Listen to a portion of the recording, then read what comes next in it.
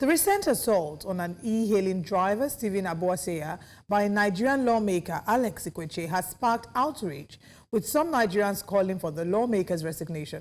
Ikwechegh was caught on video striking the driver, Stephen Abuwatseya, 3 times or 2 times and threatening to make a 3rd strike and to make him disappear because the driver refused to accord him the reverence he seemingly felt entitled to. Now, if you remember, in 2019, Nigerian Senator Elisha Abbo similarly assaulted a woman in the Federal Capital Territory, an act that provoked outrage among Nigerians and led to a judicial fine of 50 million naira. Now, Alex Ikwechegh's actions brings attention to a trend of abuse of power among the country's political class. This incident underscores the systemic disregard for citizens' rights and the rule of law in Nigeria.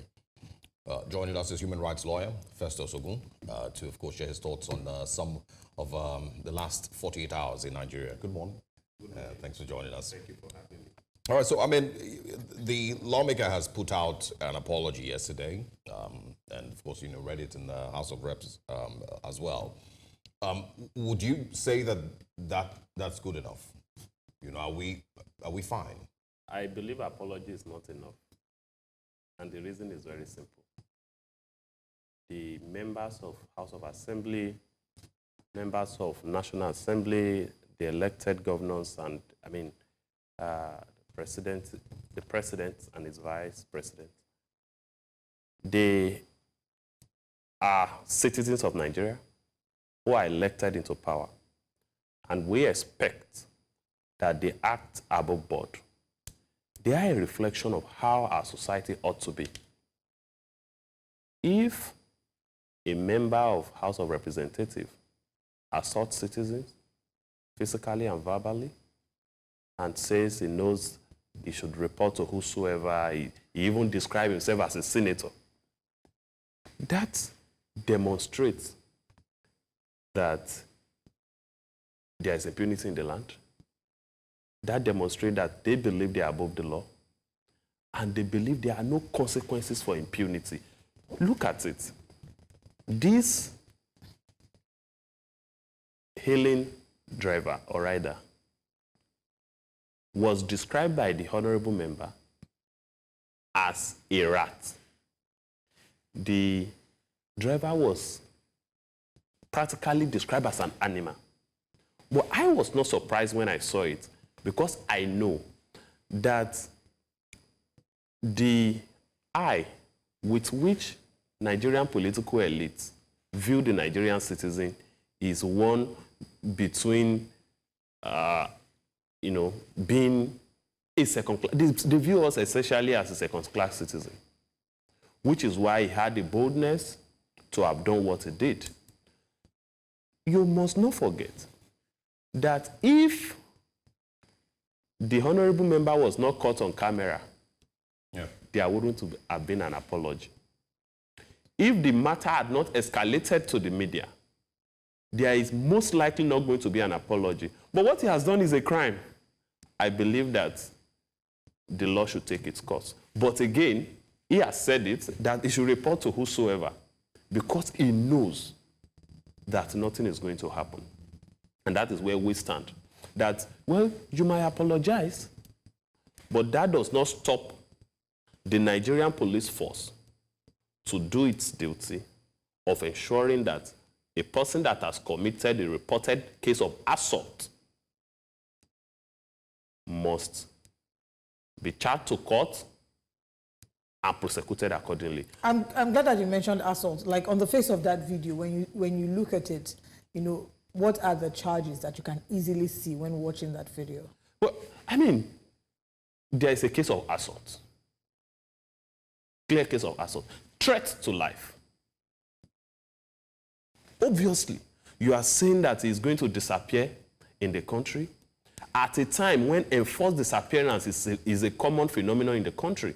There are so many cases of enforced disappearance. So there is a direct threat to life, which is a very serious offense under our extant, criminal jurisprudence. So I believe that, well, he might apologize on the floor of the House, but he must be made to face the full wrath of law, so that other members of the House whether at the House of Assembly or at the National Assembly, including governors and their appointees, presidency and their appointees, would know that in this generation, there are consequences when you flout the law, especially in high places. Because if you have a society where those who should ordinarily set example are recklessly violating the law, then it will be justified when an average citizen commits a crime and the average citizen questions you why you are prosecuting me. Because it is discriminatory. If it was an average Nigerian that had committed that offense, I know that the citizen would not be in his workplace. Yeah. But you see that the Nigerian police force did not even detain him overnight. And that's what I was about to get into, that it is even beyond just a societal problem. I mean, I think it's the country that we live in, because the police itself seems to be very complicit in this case. I'm sorry. Yeah, I just want to just because if you listen to the story that the driver shared the next day, where he said that he was taken to the police station, he was kept behind the counter. They went to the honorable member's house to go and interview him or to go and speak with him or whatnot. And eventually came back. The person who assaulted him was let to go back home. It's a mess. He also, by himself, said that he wasn't going to call his police orderlies to deal with him. They will deal with him by himself. So there is a part where the policemen can be used to assault innocent citizens. We have two criminal justice systems in Nigeria. I've said it over and over again. One is for the rich and one is for the poor. And that is what has played out. You just mentioned that when the young man went to report, he was kept behind for a few minutes of so few time. Yeah. Was the honorable member at any point in time kept behind bars? Was he detained at any point in time? That exemplifies the kind of system that we operate. One is for the rich and one is for the poor.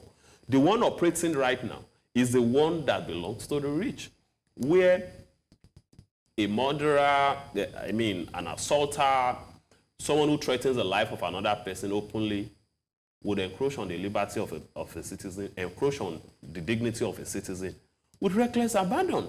And these are people that have police orderly, these are people that have SSS, these are a set of individuals that have sometimes military men who follow them all about.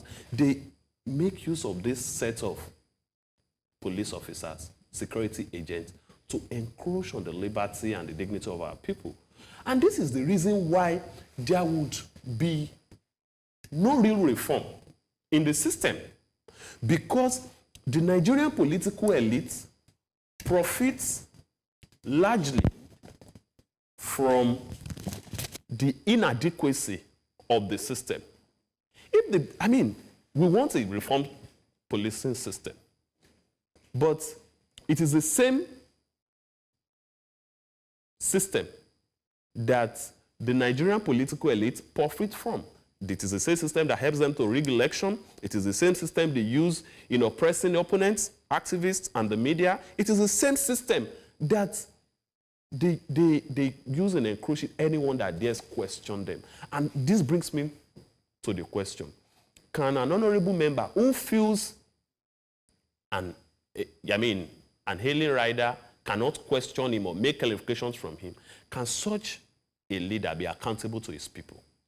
That has been a question, agitating my mind. That these our leaders do not see us as their true leaders. Because we elected them, we are their leaders. They are our servants. But they do not see it that way. They see it as though we are their servants while they are their leaders. So I believe that while all of this happens, the Nigerian political elites are not accountable to the people. And they are not accountable to the people because they do not feel that we are even a set of people that should be accountable to. That is why it can refer to a citizen as an animal. This is the same citizen because the transaction the business operation of hailing organizations and logistics company are part of the revenue that the government generates. Now, this same revenue is what is used to pay the humongous allowances that the honorable members enjoy. So if that is the case, why should, under any circumstances, why should the honorable member treat the citizen with such indignity? So I feel that that apology is not enough. It should be prosecuted. All right. So I think that now another question, we'll come back to talk about law enforcement, but let's talk about the law and what reliefs abound. Presumption of innocence, 36 subsection 5 of the Constitution, very clear. right? House of Rep has said that they will need to do an investigation, they need to hear from both sides. So there are those who would argue that, well, he's entitled to fair hearing regardless of what the evidence is. But there are those who would argue against it, saying he ought to have been suspended pending the investigation. If you go to the UK now, you look at the Labour Party, Mike Amesbury, who's a member of parliament, was seen assaulting someone physically and he was immediately suspended pending investigation. So bringing it back home here, what would be the maybe legal and the moral way to handle this? So give us a legal perspective. Would it be fair for some people to say, yes, he's entitled to fair hearing, there's presumption of innocence, but pending the point where he's properly heard, the evidence, the video evidence against him should apply and he should be temporarily suspended before the investigation? Let me start from here. The Nigerian House of Representatives cannot investigate the matter because the House of Representatives is an interested party in the matter. They cannot be a judge in your own no, case. they cannot be a judge in their own case. That is one.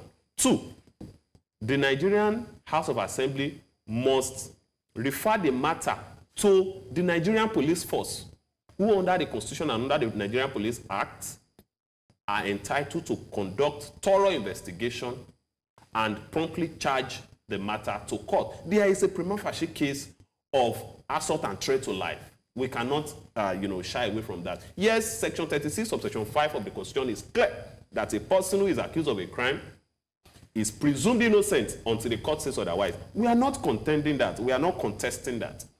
But what we are saying is that he should be made to face the full wrath of law. In any case, I do not know of any law in Nigeria that says that when you are accused of a crime, you should be suspended from conducting or participating as a member of the legislative. So legally, the House is not bound to suspend? I do not know of any law. Okay. And we have to be very careful about this. I will tell you why. You see, the honorable member is not representing himself. The honorable member is representing the good people of his constituency who had elected him into office. So, my perspective is that constitutionally, when he is suspended from not participating in the affairs of the House of Representatives, then his people are unduly prejudiced. Then his people are unduly denied of representation in the House. That cannot be the intention of the law. So if there is any slight issue, or if there is any infraction that is personal to the honorable member, then his people should be denied representation. That cannot be the intention of the law. I do not believe it should be suspended. But I know that he can be facing prosecution, he can be going to court, while equally attending to the House functions. If his people believe that, look, we are not comfortable with the way and manner that this our honorable member is representing us, he has caused us embarrassment, we do not have confidence in him. There are procedures under the law that says you can recall a member of the House of Representatives. Yeah, unfortunately, we've never seen that happen. But, it has been tried, I think, with Senator It's failed. But if our people can organize, I've made analysis about it on how this can be done. in line with law, if the people feel that, look, we are no longer comfortable with the way the distinguished member of the House of Representatives is conducting our affairs or representing us, they have a right to recall him. But to say that he should be suspended may be unfair. So not necessarily to him, but to the people he's representing. I mean, it's left for the people of Aba North and South, to decide if they would like to try out a recall. But, while the investigation, if there will be an investigation, is ongoing for assault and threat to, to life and whatnot. What happens if, let's assume, in another, universe where Nigeria exists, that he is found guilty? What are the possible punitive measures that, that the law prescribes? I know there are jail terms. I wouldn't know in Abuja or in the FCT, but I know there are jail terms for threat to life, and I also know, as a matter of fact, that there are jail terms for assault. But that is not even all. The man that was assaulted can also explore civil remedies under Section 34 of the Constitution, which guarantees the right to dignity of human person. So, those are the two options left for him. But I'm afraid, this is my fear, I'm afraid that the Nigerian police force would not thoroughly handle the matter. I've said it both online and offline, that in my year of practice, I've not seen that the Nigerian police force wins any matter. Not because they do not necessarily win, but they hardly pursue their cases to a logical conclusion. That is another problem. When people say they want to go to court, people only take advantage of the system because an average person would find it difficult to perfect his bail. After bills are granted, how many cases do, quarterly basis, how many cases do the Nigerian police force say to a logical conclusion? I have friends that are prosecutors. Their IPOs will not come to court. The matter will be frustrated, and nobody will be asked any question. Now imagine it involving a powerful person. So maybe the media and the rest of our countrymen will put a very strong eyes on this matter so that it's not swept under the carpet. Right. And the matter, it might be charged to court. Matters are charged to court. Shouldn't it be a it might situation? Or should it be charged to court? This matter might be charged to court. Might be charged to court. Why might? Because I do not trust the Nigerian police force. Because the last time I read, I was made to understand in the media that they are already exploring settlements. They are doing out of court. They are talking about alternative dispute resolution. Yeah. I read about that. I don't know if you did. No. I read about that. The honorable member has met with the assaulted man, and they are already discussing, trying to settle the matter out of court. This is the way of the Nigerian police force. And they only apply that when it involves highly placed men. And that is why he was bold enough to say that he will do whatever he wants to do, and he will get away with it. He knows that the system is not going to punish him.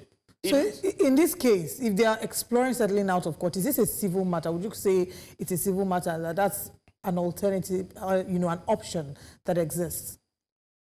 This matter should not be settled out of court because it involves someone who should live above board. We must set a good precedent if we want this country to develop. An honorable member of the House who is paid by the resources of the people should not be found in this kind of scandalous situation. What the police should do is for him to be charged to court. But I'm afraid that even if the matter gets charged to court, we must talk about prosecutorial competence and diligence. Will the Nigerian police force ensure that the matter is thoroughly diligently prosecuted. That's another question entirely. You are a lawyer, you know what I'm talking about. I do. A matter can be charged to court.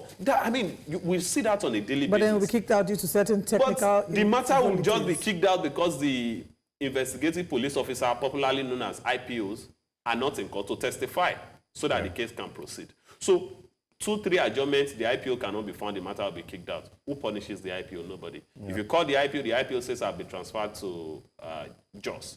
The IPO says, who will pay me to come from Jos to come and testify in Abuja? That will be the end of the matter. So we are not just advocating that the matter should be charged to court. The matter should be thoroughly and diligently prosecuted. Yeah. And, I mean, I'm not saying they should persecute him, but the facts are open. I mean, if you watch that video, there's so many things that easily jump out at you. First of all, how the man's rights has been infringed on. Yes, he assaulted him. He has a right to dignity of human person. You can't be looking at a human being like you, talking to him and calling him a rat and referring to him as a nobody. Threatening his life. So it shows that the Nigerian political elite do not give a damn about an average Nigerian.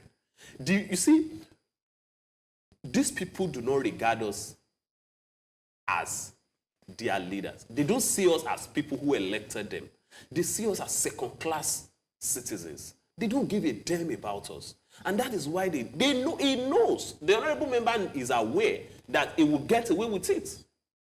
If the matter has not gone to the media, or if it was not recorded, nothing is Speaking about recording, sorry, I just want you to quickly highlight that, because that's another issue that we oftentimes see that come up. In the subsequent video that he made, he talked about how when he went to the police station, he was being asked why he recorded it. And we see that happen a lot, where they tend to try to criminalize the act of recording situations. Is it a crime or an offense to record in the heat of any situation? I do not know of any law that says that to record a crime